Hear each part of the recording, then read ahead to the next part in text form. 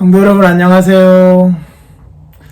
오늘도 계속해서 로마서 2장의 말씀을 살펴보려고 그래요. 1장 30절에 비방이라는 단어가 나왔어요. 그리고 2장 1, 2절에 판단이라는 단어가 무더기로 나옵니다. 비방이라는 단어는 그냥 기본적으로는 거슬러서 말하다예요. 대항하여서 말하다. 그리고 판단은 판단인 거죠. 그리고 비판으로 번역되기도 하고요.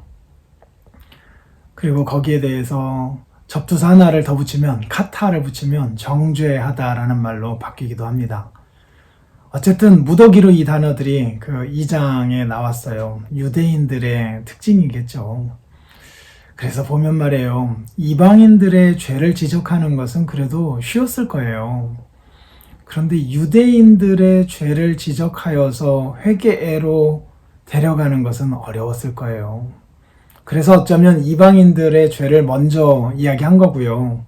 그 다음에 이제 본격적으로 2장, 3장에서 유대인들, 너희들도 죄인이다라고 하는 사실을 밝히면서 유대인과 이방인 모두를 그리스도에게로 데려가려고 하는 사도 바울의 마음을 우리들이 알 수 있는 거예요. 오늘 우리는 이 판단과 비방과 관련하여서 성경에서 함께 말하고 있는 다른 본문을 살펴보려고 합니다. 야고보서예요. 4장 11절에 이렇게 말씀합니다. 형제들아 서로 비방하지 말라. 형제를 비방하는 자나 형제를 판단하는 자는 곧 율법을 비방하고 율법을 판단하는 것이라. 너가 만일 율법을 판단하면 율법의 준행자가 아니라 재판관 아니냐. 입법자와 재판관은 오직 한 분이시니 능히 구원하시기도 하고 멸하기도 하시는 하나님 아니냐. 너는 누구이기에 이웃을 판단하느냐라고 말씀합니다. 거기 보면 비방, 판단이라는 말이 함께 나와요. 우리들이 정말 우리의 생각으로든 아니면 입술로든 수시로 하는 일들이잖아요. 그러나 그거 하지 말래요. 특히 형제들을 향하여서는 하지 말랍니다. 만약에 형제를 비방하거나 판단하면 율법을 비방하고 율법을 판단한 것이래요. 왜요? 율법에서 형제를 사랑하라 했잖아요. 그리고 그 율법에서 형제의 허물을 감싸주라 했잖아요. 그 율법의 정신이 사랑이니까요.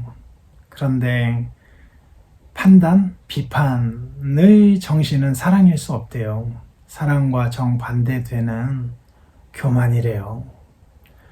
그래서 그 야고보서 4장 11절 바로 앞절에 10절에 이런 말씀이 나와요. 주 앞에서 낮추라. 그리하면 주께서 너희를 높이시리라. 누군가를 향하여 비방하고 그리고 판단하고 비판하고 그것이 사실이든 사실이 아니든지 간에 그리고 사실이 아닌 성격이 사실 많이 가미되기도 해요. 이런 판단과 비방의 중심에는 자기를 높이는 게 있대요. 자기를 높은 자리에 두고 다른 사람들을 하대하는 경향이 있다라는 거죠. 그 순간 율법의 준행자로 서는 게 아니라 율법의 재판관으로 서는 자가 되어버린대요. 입법자가 되어버린대요. 그런데 입법자와 재판관은 하나님이시래요. 하나님이시래요. 원수도 우리로 하여금 그 원수 갚는 일 하지 말라고 하나님 말씀하셨잖아요. 이유는 원수 갚는 일은 하나님이 하시겠다는 거잖아요. 사람을 이래라 저래라 할 수 있는 그 권한을 우리에게 주시지 않았대요. 물론 하나님께서 그 교회의 지도자들에게 그 일을 맡기시기도 하셨어요. 그래서 목사, 장로가 치료회를 구성하여서 이 판단을 하게 되죠. 정말 신중하게, 정말 사심없이 하나님의 말씀에 입각하여서 이 일들을 하여 궁극적으로는 악에 빠지지 않고 선애로 올 수 있도록 기도하면서 이 일을 해가야 하겠죠. 그러나 오늘 성경 본문에서 말하는 비방과 판단은 그런 게 아니잖아요. 그리고 우리들의 일상의 삶 속에서 우리들이 많이 보는 비방과 판단도 그런 공적인 인물로서의 어떤 판단을 말하는 게 아니잖아요. 대부분은 사적인 거잖아요. 잘 알지 못하면서 너무나도 쉽게 비판하고 판단하면서 다른 사람들 위에 서려고 하는 우리의 이 교만의 욕망을 보이는 거잖아요. 참 어렵습니다. 이것 어려워요. 그래서 매 순간 우리는 하나님으로부터 오는 구원을 필요로 하는 자예요. 우리의 입술에서 생각에서 누군가를 향한 비판, 비방이 솟구쳐 오르려고 할 때마다 하나님 오늘도 나를 구원해 주십시오. 십자가의 은혜로 구원해 주십시오라고 기도하며 이겨가 보자고요.